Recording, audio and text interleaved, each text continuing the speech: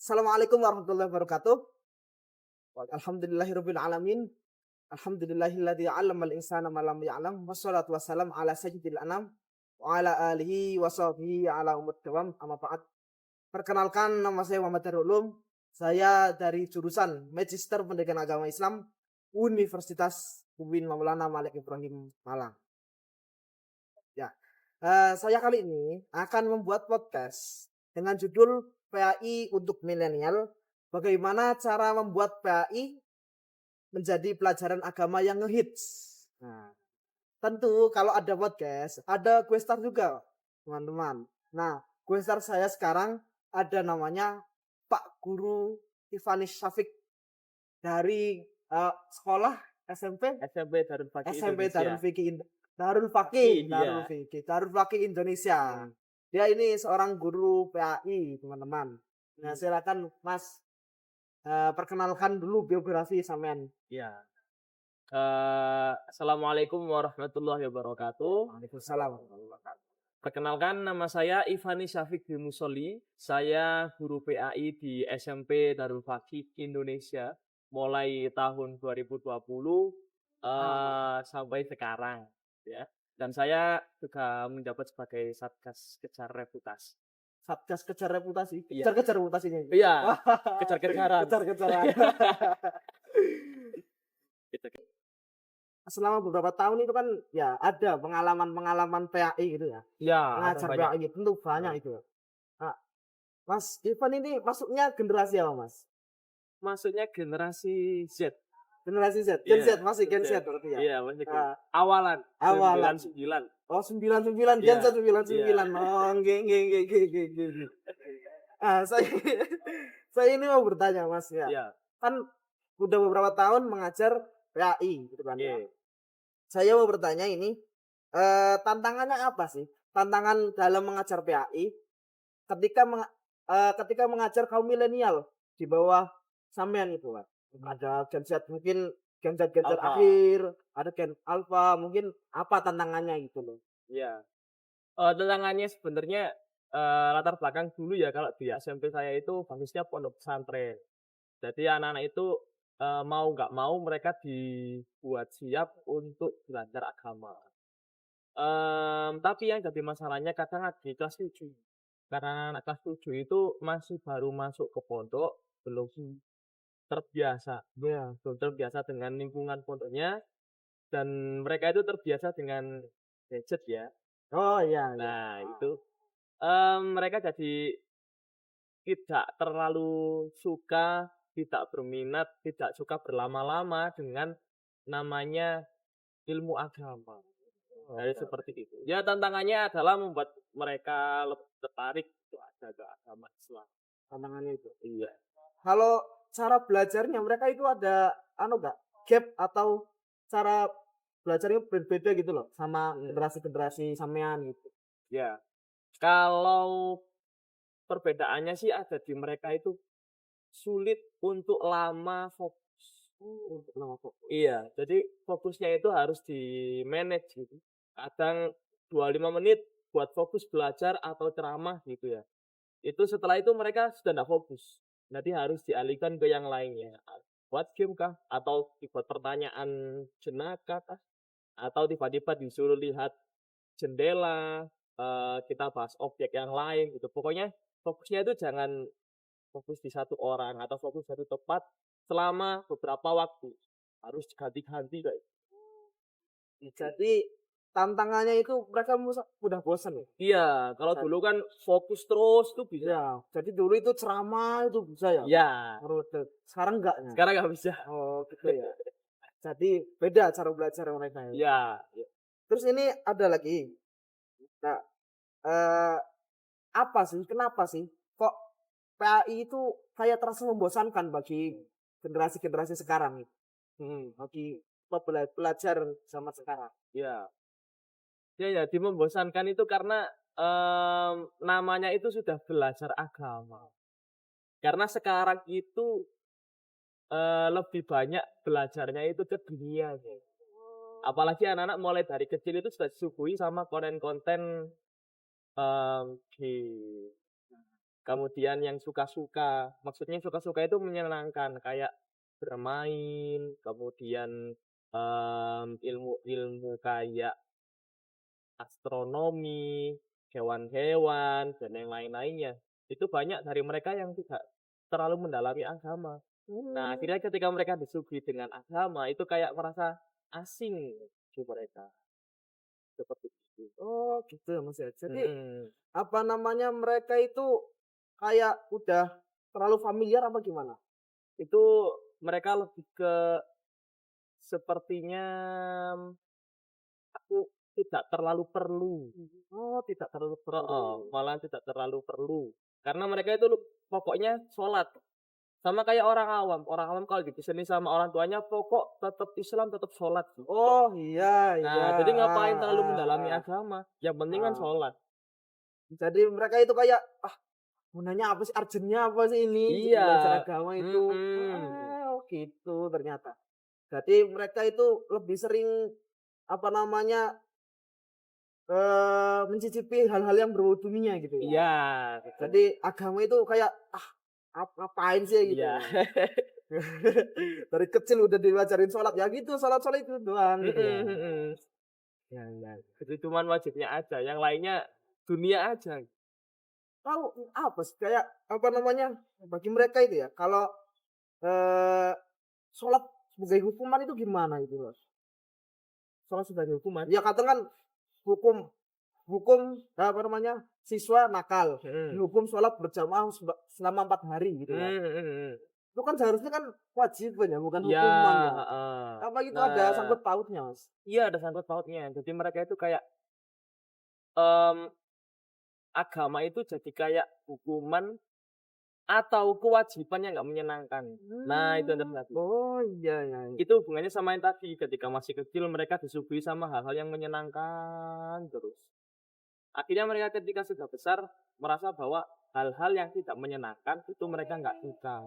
Salah satunya agama, gitu, sholat atau melakukan kesalahan terus dihukum dengan agama deh. Itu mereka jadi agak apa ya, istilahnya itu tidak suka gitu loh sama agama. Oke oke oke. Mhm. Ah, setelah itu, berarti, apa namanya, mereka itu kayak asing lah sama agama gitu Iya ya. betul. Jadi, kemudian karakteristik unik dari generasi milenial itu dalam belajar PAI itu. Mhm. Kadang kan, apa namanya, ketika generasi, apa, sebelum Gen Z apa namanya? Gen Apa? Gen Y? Bukan. Saya tak Sebelum Z saya Y? itu Gen kolonial loh. Oh, Bukan ya, apa itu? Lupa nih. Nah, itu apa namanya, kan kadang antara Gen Z awal ya, Mhm, sama sebelum Gen Z itu kan pembelajarannya itu kan kayak ceramah gitu mhm, mhm. nah, karakteristik mereka itu dalam belajar itu gimana? Yang unik dari mereka itu? Iya, yang unik dari mereka itu karakternya adalah mereka itu suka bertanya. Suka bertanya. Itu keunggulan dari generasi sebelumnya. Oh, iya iya. Mhm. Heeh. Jadi kalau sebelumnya kan, bertanya itu salah satu hal yang, apa ya, kayak dilarang kalau dulu. Oh, Kalau gurunya iya iya. nerangkan, dengerin, Ah jangan ah tanya ah gitu. ah. Kalau zaman sekarang itu kalau mereka tiba-tiba selenting kepingin tanya, nah itu langsung tanya mereka, "Ustad," atau, "Pak, kalau semisal gini gini gini gini." Nah itu yang jadi menarik. Karena Oh, mereka kan nggak bisa fokus terus lama-lama gitu. heeh. Jadi ketika ada sesuatu yang tiba-tiba selenting, itu kelasnya jadi lebih menarik. Jadi karakternya, eee, generasi Gen Z sama Gen Alpha ya itu, jadi kelasnya memang nggak bisa lama-lama, dan kalau ada selentingan-selentingan kayak gitu, itu malah membuat kelasnya itu Kelas jadi oh gitu, nggih nggih nggih. Jadi ada temannya yang belum paham pun bisa anu ya, bisa paham langsung gara-gara anu gara-gara pertanyaannya. pertanyaan dari temennya itu. Oh, iya iya iya. Teman-teman dengarkan itu bahwa generasi sekarang pun mempunyai kelebihan. Iya, Antaranya itu mau bertanya heeh, daripada generasi-generasi backroom-nya. Iya. Gitu, intinya gitu ya. Iya. Bukan intinya sih, itu masih pertanyaan. Iya, inti awalan. Inti Oh, awal, ya. inti awal. Jadi mereka itu punya kelebihan sendiri. Mhm. Jadi setiap generasi punya kelebihannya Mhm. masing-masing. Nah, kemudian ini ada ya, kan mereka itu, lebih akrab dengan konten-konten di media sosial. Mhm. Bahkan ada beberapa yang mengatakan bahwa konten media sosial seperti reels dan lain-lain itu sebagai brain rot atau perusak otak gitu Oh, loh. iya, Heeh. Jadi, sejauh mana pengaruh media sosial atau konten viral terhadap cara milenial memproses informasi keagamaan? iya. Nah, Mmm, yang pertama yang saya tahu ya, konten seperti di TikTok yang joget-joget. ya. Itu memang, ya istilahnya kalau dari generasi sebelumnya kan mereka fokusnya lama, kalau kalau generasi sekarang itu nggak pernah fokus lama-lama. Benefitnya itu adalah mereka ketika pelajaran, tiba-tiba ada yang tangannya terus Anu iya, kayak tiba-tiba velocity, iya velocity. terus joget-joget, aduh, aku itu kadang, wah, aku si arek-arek iki. Tapi ya, mungkin itu salah satu proses di mana mereka itu karena terbiasa dengan itu, terbiasa dengan joget, dan itu menurut mereka termasuk ice breaking-nya. Oh, ice Ice breaking breaking biar nggak bosen. biar nggak bosan. Jadi Heeh. mereka seling-selingi seperti itu. Oh, gitu ya. Bisa Heeh. diambil sisi positifnya gitu Bisa ya. bisa bisa. Oh, iya iya. Kadang kan apa namanya, guru marah gitu ya. Mhm "Ngapain sih kamu nggak dengerin?" gitu kan. mhm. Oh, ternyata itu termasuk sisi positif ya. Iya, termasuk sisi positifnya. Mereka Oh, tiba-tiba ice bosen kayak breaking. gitu, heeh. Tapi bikinnya dia sendiri, Oh, iya nggak satu iya iya. kelas. Nah, nah itu apa pengaruh dalam mereka itu, memproses informasi keagamaan gitu loh. Jadi Mhm mereka itu buka, IG dan lain-lainnya kan sering ya. mhm. Terus kadang ada pertanyaan di dalam otak, mungkin mereka bisa buka atau gimana Ya, gitu. buka di Google, Heeh. ChatGPT. Jadi, pengaruhnya itu besar atau tidak gitu loh? Terus Pengaruhnya bagaimana? pengaruhnya itu besar, Besar? termasuk ya. Heeh. Karena mereka di dunia yang sekarang ini instan, mereka Iya. itu nyari jawaban, nyari sesuatu itu kepinginnya instan. Mmm. Kalau gurunya lemot, nah itu yang jadi tantangan. Karena ada hubungannya ya antara pelajaran, siswa, sama guru. Kalau ketiga komponen ini kurang, Iya. tidak saling mendukung, itu pelajarannya jadi Oh. tidak masuk dengan baik. Iya iya. Kalau siswanya cepat prosesnya dengan terbiasa seperti itu ya, kemudian materinya juga berat, Iya. kalau gurunya nggak bisa ngemas itu, alias lemot, itu akhirnya mereka jadi menganggap remeh gurunya. Kalau nganggap remeh gurunya, materinya ya jelas nggak dapet, kayak Oh. gitu. Jadi, ketika mereka punya karakteristik yang seperti itu, guru itu harus cepat-cepat. Jadi, apa ya, akalnya guru itu harus cepat beradaptasi sama mereka. Ketika mereka tiba-tiba ada yang joget kayak gitu. Nah, yang lainnya kan nggak joget, ada satu yang joget. Kadang itu tiba-tiba ada yang me apa ya, menggoda, apa itu, Menggu membuli iya membuli yang membuli joget-joget membuli. gitu ya. Nah, itu kan kelasnya langsung tiba-tiba nggak kondusif. Heeh heeh. Akhirnya kita sebagai guru itu harus, mengarahkan, mungkin semisal, "Oke semuanya kita joget dulu." Iya, Oke. jadi tiba-tiba langsung kayak gitu, supaya, semuanya ini tetap terangkul, materinya tetap terjaga. Iya iya. Mhm Berarti mereka itu, apa namanya, sudah mudahlah memproses informasi-informasi keagamaan, mhm baik itu mhm. dari Google atau dari guru dan lain-lain. Iya, jadi harus cepet gurunya juga, Oke. nggak boleh kalah sama AI. Bener juga, nggak boleh kalah sama Mhm, AI. nggak boleh. Nah, terus ya, kalau apa namanya, mereka itu kan punya ketergantungan atau, ciri khas gampang bosen gitu ya. Mhm Gimana sih metode atau cara mengajar yang diterapkan panjenengan ya? mhm mhm Atau yang jenengan ketahui untuk membuat PAI itu ngehits gitu loh. mhm, PAI itu diminati gitu loh, iya, ngetop ini gimana gitu loh. mhm. Yang pertama sebagai guru kita harus tahu materinya yang mau diajarkan apa. contohkan, Al-Qur'an, mmm, apa ya, saya lupa seperti apa judulnya. Pokoknya Al-Qur'an, tentang toleransi, seperti itu. Nah, kita sebagai guru, ini kan hal-hal yang alah remeh, karena toleransi ya biasa. Tapi ketika kita coba berpikir kreatif karena tuntutan dari karakter yang anak tadi, kita bisa berpikir toleransi sekarang apakah Gen Z dan Gen Alpha itu mereka toleransinya tinggi apa enggak? Kita cari datanya. Mmm. Kemudian kalau mereka memang kurang toleransinya, terus kita coba cari, kira-kira apa yang meningkatkan toleransi mereka. Oh, fair. Kemudian sebelum itu kita cari lagi supaya jadi pemantiknya mereka. Ada kasus apa yang bisa membuat mereka itu tertarik tentang toleransi. Oh, iya iya. Jadi kita cari di dunia ini atau bisa di tata surya ini. Iya. Besar Mana besar. iya, jadi harus berpikir kayak gitu. Heeh. Apa yang kira-kira membuat mereka itu tertarik banget buat membahas tentang toleransi. Oh, oke oke oke. Jadi mereka itu gampang tertarik, kemudian, mmm, untuk alurnya itu mereka bisa mengikuti dengan baik, kayak gitu. Karena awalannya mereka sudah tertarik.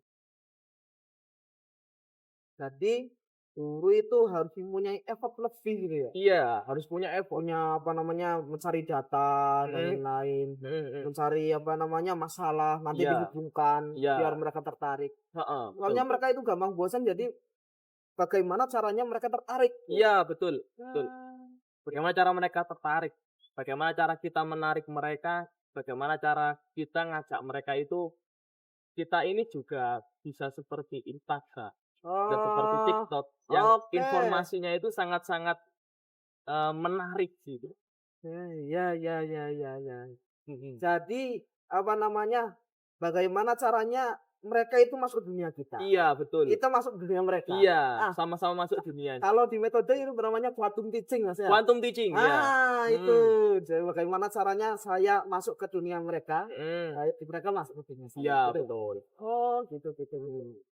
Biar mereka itu enggak bosan Nggak bosen. dan mereka tertarik. Nah, Iya, itu teman-teman. Jadi, salah satu yang paling menarik itu quantum teaching. mhm, Nah, menurut quantum teaching. Pak Guru Ivan. Nah, apa namanya, pertanyaan selanjutnya ini bagaimana cara mengintegrasikan Mhm, teknologi digital seperti aplikasi, mhm. game edukasi atau platform pembelajaran online dalam kurikulum PAI. Jadi cara mengintegrasikan hal-hal tersebut itu loh, Iya, dalam mempelajari itu gimana? mhm.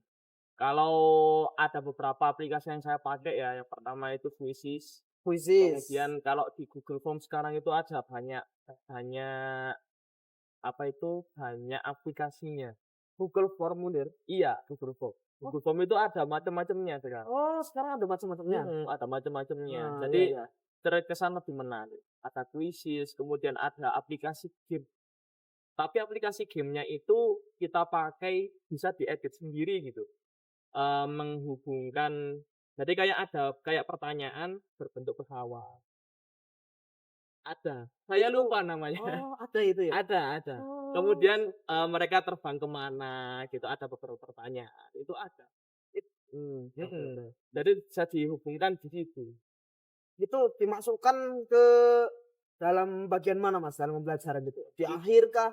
Di itu awal kah? di pertengahan. Pertengahan? Dari awal kita memantik dulu, biar mereka tertarik, setelah itu kita, biasanya saya tetap ada ceramah, tapi Oke, waktunya ndak boleh lama. nggak boleh lama. Iya, Bosen ya mereka ya? bosen, Bosen, pasti bosen. bosen. Nah, Setelah itu kita kasih, hmm, karena sekarang Merdeka Belajar ya, oke. jadi kita kasih mereka itu untuk explore tentang pemantik tadi, kemudian apa yang saya ceramahkan tadi untuk mereka cari bahannya. Iya iya Kemudian iya mereka iya. diskusikan, mereka ada yang main game juga itu tadi, ada yang pakai Quizizz, ada yang pakai Google Form tadi, kemudian mereka simpulkan. Mmm, jadi mereka itu boleh mengakses HP juga boleh Oh, Kalau di Darul Fakih nggak boleh pakai. Oh, nggak boleh. Ada laptop. Oh, Ada laptop laptop boleh? khusus direct. Nah, Satu laptop atau satu orang satu satu? orang satu laptop. Oh, per kelas ada laptop? Gantian. Gantian ternyata. Gantian. Oh, iya, iya. Jadi, apa namanya, biar mereka nggak tertarik itu ada caranya gitu ya? Iya, dan Bikin mereka kuisis dan bikin lain-lain. heeh. Terus, apa namanya, peran konten visual itu loh. Mhm, Peran konten visual, mhm. video pendek, multimedia dalam meningkatkan daya tarik pembelajaran PAI mereka itu. Iya, Itu bagaimana? Jadi, apa namanya, sampean pernah mengintegrasikan hal-hal tersebut atau pernah. pernah? Itu perannya itu gimana gitu loh? Iya, Pengaruhnya dan perannya. Kalau kebanyakan konten agama yang dari di YouTube itu banyak yang kurang menarik. Oh, yang kurang menarik. Walaupun PPT-nya bagus, tapi, menurut saya masih tradisional gitu. Ada yang pakai PPT bagus, sangat anak-anak sekali, kemudian disampaikan. Jadi kayak presentasi gitu. Ya Oh, waktunya memang iya, 10 iya, menit, iya, iya. 10 menitan lah gitu. Tapi, itu kurang bagus buat disambungkan. Kan saya sudah menerangkan, tapi kalau dikasih konten seperti itu, nggak bagus karena numpuk-numpuk Oh, materi. iya, iya, iya. Akhirnya ada salah satu materi bab di PAI itu yang namanya, Al-Qur'an, mmm, apa ya, tentang alam semesta pokoknya.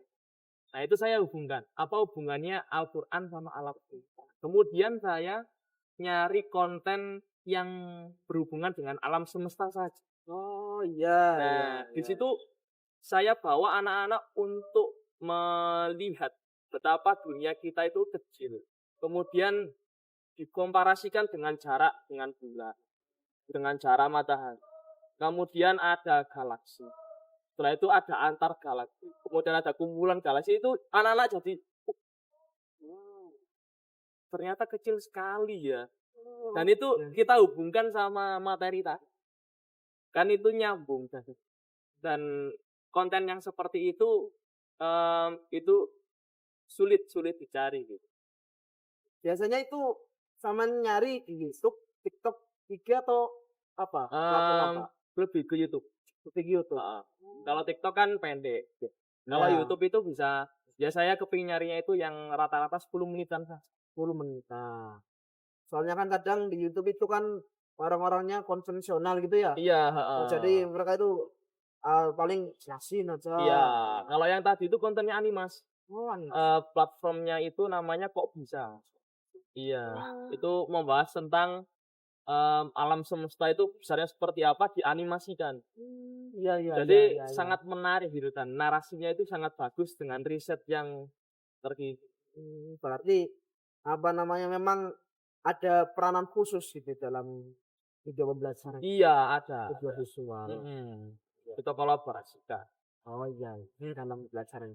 Berarti ada metode pembelajaran, Mhm, kemudian kita integrasikan dengan apa namanya tadi, dengan kuisis media. dan lain-lain, media Mhm. itu ya. Terus diselang-selangi sama video pembelajaran tadi, Iya, video visual tadi. iya. Oh, harus kreatif berarti ya? Harus kreatif. Sangat kreatif. Iya, sebelum ngajar harus siap sama perbekalan perang. Karena ketika Bener, ngajar bener, itu diibaratkan seperti perang. Kalau nggak bener. bawa apa-apa, ya ditembak musuh, dor, Oh, meninggal. gitu aja. Iya. Harusnya pakai zirah gitu ya? Iya. Oh, iya. Bawa pedang. Terus ini, eee, cara itu loh, cara sampean mengukur Mhm. efektivitas metode pembelajaran PAI yang dikatakan hits gitu loh. Iya. Apakah, apa namanya, mereka itu riang ataukah mereka itu paham atau gimana cara mengukurnya itu loh? Iya. Nge-hits itu gimana nge-hits? Kalau saya biasanya ada, mmm, yang pasti itu di akhir pertemuan. Di akhir pertemuan itu maksudnya di akhir semester. Oke. Nah, itu ada. Tak kasih juga itu nama evaluasinya milenial. Evaluasi milenial. Iya, tak kasih nama EATA. Apa? EATA. Oh, apa? Itu singkatan dari evaluasi akhir tahun ajaran. Oh, apa? Iya. Evaluasi akhir tahun ajaran. Heeh. Jadi itu, kita pakai kreativitas kayak gitu. Nah, di situ anak-anak saya kepingin tahu apakah mereka itu suka dengan pelajarannya, suka dengan saya, kemudian apa pesan-pesannya, kemudian apa yang mereka dapatkan dari situ. Tapi saya juga beberapa kali pernah pakai evaluasi sedikit-sedikit gitu di pertanyaan yang saya taruh di pertemuan awal. Tapi waktu awal sih saya sering pakai asesmen awal. Jadi saya pengen tahu materi nanti yang saya kasihkan ini. Kemudian apakah nanti saya kasihkan ke anak-anak itu berdasarkan asesmen ini. Anak-anak mau nggak dikasih? Anak-anak nggak mau dikasih ini. Kalau nggak mau ya nggak tak kasih kayak gitu. Kemudian waktu di tengah-tengah pertemuan keempat kah, atau ke-10 kah, atau ke-8 itu saya kasih selipan pertanyaan tentang evaluasi. Menurut kamu apakah kamu paham dengan pelajaran ini, dengan materi ini? Apakah saya ngajarnya itu kurang baik atau gimana kayak saya kasihkan kayak gitu. Oh, jadi ada beberapa tahapan gitu ya. Mhm. Ada yang asesmen awal, terus ada yang di pertemuan berapa? 8. Terus ada 8. EATA gitu. Iya, ada ya. Evaluasi akhir Tahun tahun ajaran. ajaran. Oh iya iya. Jadi apa namanya, cara mengukurnya itu enggak hanya mereka itu senang gitu ya, Mhm. tapi mereka itu juga paham gitu. Iya. Kalau mereka senang belum tentu mereka paham. Mhm. Kalau mereka paham Tentu senang. tentu senang. Oh, tentu senang. Soalnya Iya enggak? paham. Ah, Iya. iya, paling menarik ya Iya, itu. iya. Jadinya apa namanya, mereka itu paham gitu loh. Hmm. Paham, ya berarti mereka senang dengan pelajaran gitu Iya, kan. Soalnya kan kadang ada yang enggak, ada yang senang tapi oh ternyata enggak ada ilmunya gitu kan. Mhm. Ada yang paham, oh berarti menarik kok. Mhm. Sama kalau bisa ada datanya. Oh ada data. Jadi evaluasi itu tetap ada datanya. Mereka suka manda itu ada tulisannya gitu loh. Iya iya. Tulisannya kalau mereka senang, tulisannya kalau mereka nggak senang. Kayak gitu. Jadi menerima kritik dan saran. Iya, harus. Harus. Oh. Nah, terus sampean itu anu, metode apa yang paling sampean sering gunakan itu dalam pembelajaran itu? Selain konvensional, selain ceramah, Iya. kayaknya menarik. Yang paling sering saya pakai itu adalah diskusi kelompok. Diskusi kelompok. Tapi Oh. bukan kelompok yang cuma di kelas ya. Saya itu sering banget untuk mereka itu ngajak, "Ayo, kalian itu harus ngobrol sama orang lain, coba tanya apa yang mereka percayai." Contoh soal tentang perkembangan ilmu di zaman Abbasiyah. Oke. Nah, itu anak-anak saya berikan ilmu tentang Darul Darul Hikmah kalau nggak salah, lupa saya. Perpustakaan Al Hikmah kalau nggak salah ya. Itu di zamannya Abbasiyah. Kemudian di sana waktu itu Islam sangat jaya karena banyak sekali ilmu-ilmu, banyak sekali orang berilmu yang datang ke sana juga untuk membahas soal ilmu. Nah, ketika mereka ke-trigger seperti itu, saya kasih tugas juga. Ketika ada Darul Hikmah ini dan orang-orang pada berkumpul untuk membahas ilmu, di sini mereka akan menambah wawasan. Dan ini adalah kejayaan Islam pada masa itu. Mereka mau mencari ilmu, mereka mau mendiskusikan ilmu. Jadi sekarang saya memberikan tugas kepada kalian, nah langsung disambung kayak gitu. Untuk membentuk satu kelompok 3 orang. Silakan buat pertanyaan, tanya ke siapa saja yang kalian temui waktu istirahat. Oh, Jadi ketika nanti karena waktu istirahatnya nanti dipakai ya, ini saya pakai istirahatnya itu setelah pelajaran atau pelajarannya dikurangi. Jadi mereka ketika waktu itu menyusun pertanyaan, ketika istirahat mereka ketemu sama kakak kelas atau adik kelas atau iya, iya. ke ustadzah yang lain, itu mereka tiba-tiba menanyakan, sebentar dia saya mau tanya ini, kayak gitu.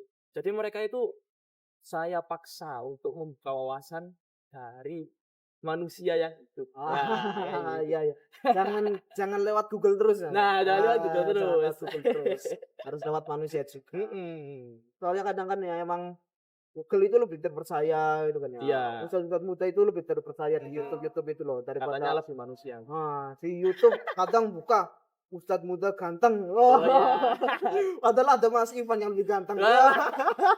Modelnya Ustadz Faza. Ya, itu kan berarti apa namanya, sampean lebih sering menggunakan metode kelompok yang memang kelompok itu nanti nggak cuma kelompok itu dong ya, nanti Ya, di dalam bertanya. kelas. Enggak. Kalau metode jigsaw Kalau jigsaw pernah. Pernah saya pakai. Banyak, efektif tuh. semuanya efektif sih. Semuanya efektif. Mm-mm. Tergantung gurunya apa tergantung muridnya. Tergantung gurunya. Karena saya nganggap guru itu kayak sutradara. Oh iya iya. Dari pengatur kelas. Mana aktornya kan semuanya. Dan skrip dialog aktor ceritanya karena itu kan pelajarannya. Gimana cara sutradara itu nyambungkan semuanya itu tadi. Iya iya iya. Jadi sutradaranya itu ya guru. Iya. Bagaimana guru mengatur kelas. Iya, betul. Oke. Terakhir ini Mas ya. Oh. Terakhir apa namanya, saran praktis untuk guru-guru PAI yang baru atau yang memang seperti saya ini yang belum mengajar gitu. Iya. Itu caranya gimana untuk membuat pembelajaran PAI hit atau memang menarik bagi siswa? Caranya sih banyak-banyak. Yang pertama harus punya mindset bahwa yang diajarkan itu menarik dan penting. Ya, itu mindset pertama sebagai seorang guru. Materi saya ini menarik dan penting. Itu. Nanti yang kedua langkahnya adalah ya buat materinya ini menarik. Usahakan gimana caranya supaya menarik dan mereka itu paham bahwa materi ini penting. Dan yang ketiga sabar ketika ada error ketika pelaksanaan mengajar. Oh, jadi error dari pihak kita atau pihak siswa ini? Semuanya. Harus sabar. Karena nggak bisa ketika kita ya bisa, tapi kemungkinannya mungkin kecil. Ya. Ketika pertama mengajar atau 1 tahun mengajar itu bisa menarik, bisa menggait hati siswa itu sulit. Oh, jadi harus ada trial errornya dulu. Dan sabar. Oke, sabar. Kalau nggak sabar itu nanti selama 1 tahun pertama ngajar, wah Pak jenenge arek-arek, gak usah ngajar. Kata di guru kayak gitu. Iya. Jadi dia punya mindsetnya itu kayak gitu. Oh iya. Kadang emang gitu ya. Contoh anak-anak itu melaksanakan PKL gitu ya di sekolah. Kadang kali 2 kali ngajar, sekolahnya nggak tertarik. Itu putus asa. Kayaknya guru bukan passion saya. Iya, itu kayak ya. gitu. Oh iya. Padahal kan masih 3 kali ngajar. Itu belum 1 tahun. Saya itu bahkan kenal sama satu kelas itu nama-namanya ya. Padahal saya wali kelas juga. Itu 1 semester. 1 semester. Maksudnya saya itu termasuk orang yang sulit untuk mengingat-ingat gitu loh. Jadinya ketika pelajaran pun itu juga sama. Butuh waktu yang lama untuk anak-anak itu bisa beradaptasi. Gitu. Tapi kalau sudah mengajar lebih dari 1 tahun atau 2 tahun atau 3 tahun, itu polanya itu sudah tahu semua. Jadi semuanya itu terasa gampang. Kenapa? Karena ada 1 tahun yang dibuat belajar tadi. Dan itu harus mau sabar. Dievaluasi terus. Salah dievaluasi. Apa sih nggak menarik ya? Oh kayaknya kayak gini guys. Besok dicoba. Tadi masih belum. Dievaluasi lagi. Besok dicoba. Kayak gitu. Berarti sarannya yang pertama itu memikirkan bahwa pembelajaran itu menarik. Menarik dan penting. Yang kedua, bagaimana caranya mengajarkan hal tersebut dengan menarik. Iya. Atau yang ketiga, bagaimana caranya murid itu tertarik. Ya. Dan yang keempat, pelajarannya. terasa penting. Yang keempat, sabar. Kelima, sabar. Karena sabar. Ya sabar terus. Soalnya saya pernah itu posisi itu bahwa Mas AM itu saya kayaknya bukan passion saya. Oh ya. Pernah posisi itu, tapi ternyata setelah sebulan 2 bulan itu kan AM itu sekarang macam-macam ya. Ada yang 4 bulan tuh, yang 1 semester 6 bulan. 6 bulan itu ya UIN itu masih 4 bulan. Oh. Nah, saya selama sebulan pertama itu saya ini buat passion Oh saya. ya. Oh, akhirnya saya saya mulai kenal sama murid-murid itu. Hmm. Akhirnya lumayan menarik gitu ngeliatnya. Mm-mm. Oh gitu ya. Dari situ langsung tahu gitu. Sudah kenal sama murid-muridnya. Oh ternyata anak-anak itu kayak gini. Jadi saya itu harusnya kan kayak gini. Mempelajari karakter. Mm-mm. Belajar itu kan juga sabar.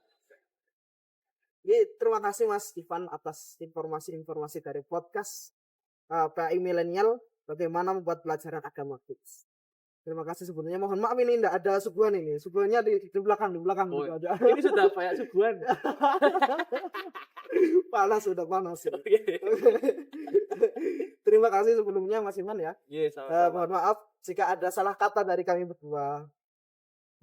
Sebelumnya saya mengucapkan terima kasih. Wassalamualaikum warahmatullahi wabarakatuh. Waalaikumsalam warahmatullahi wabarakatuh.